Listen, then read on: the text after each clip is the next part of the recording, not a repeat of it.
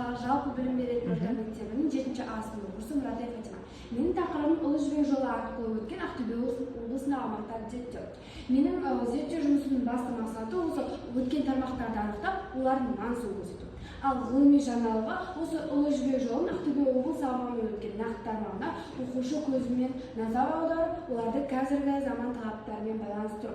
Ал менің жобамның өзектілігі Ұлы Жібек жолын зерттеу әлемдік тарихтың ең маңызды беттерін ашуға көмектеседі.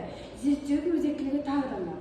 Қазіргі уақытта туризмді дамыту, тарихи ескерткіштерді сақтау мәселелері алдыңғы қатарға шықты.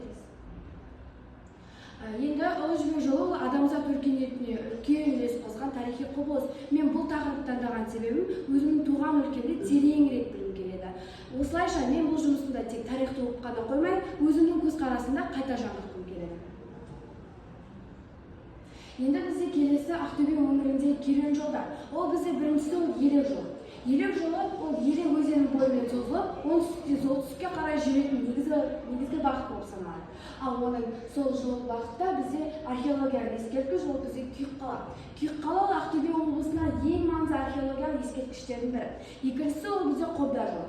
Қобда өзені бойымен өткен тармақ солтүстікте Орал тауарларына, ал батысқа Еділге қарай созылады. Осы Қобда жолы бойында бізде Жайсан ескерткіші орналасқан. Жайсан ескерткіші ол бізде көне заманның үлкен қоныс орны болып табылады. Ал келесі ол бізде Ырғыз жолы. Ырғыз өзені арқылы Арал теңізіне жақын аймақтарды өтіп, Ақтөбе арқылы батысқа бағытталды. Негізінен ол мал өнімдері, терілер, аң аулау бұйымдары тасымалданды. Осы жолда бізде Абатбайтар деген ескерткіш болды. Ол осы ескерткіштің тарихи маңызы зор қорым кешені. Ал енді мен практикалық бөліміне келетін болсақ, менің практикалық бөлімім ол виртуалды карта ұстау. Менің виртуалды картам ең бірінші мен картографиялық картаға осы бағыттарды, жолдарды енгіздім. Осыдан кейін барып мен Тилда бағдарламасы арқылы осы платформаны дайындадым. Менің платформамда мен өзімнің виртуалды картамды жасадым.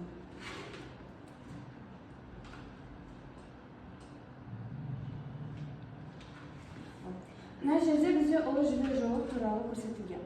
Мұнда Ұлы Жібек жолына арналған арнайы суреттер, мұнда Ұлы Жібек жолы туралы арнайы мәліметтер, ал бізде карта.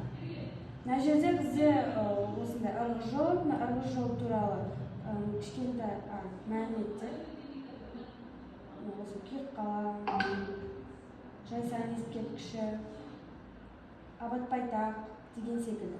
Осы картаны анығырақ көру үшін просмотр карты деген басасыз. Мына жерде бізде ескерткіштер, ал мына жерде жолдар.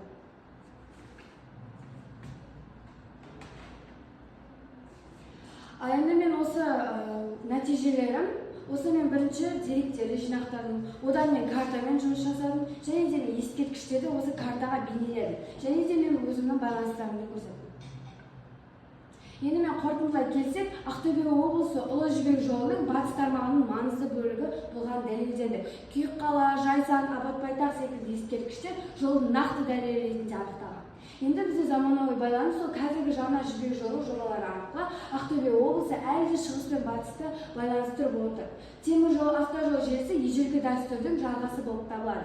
Менің осы жобаға қосар ұсынысым, біріншіден Ақтөбе облысында Ұлы Жібек жолына қатысты тарихи орындар арнайы туристік бағытқа енгізу қажет. Екіншіден, мектеп бағдарламасында Ұлы Жібек жолына қатысты қосымша өлкетану сабақтарын өткізу ұсынылады.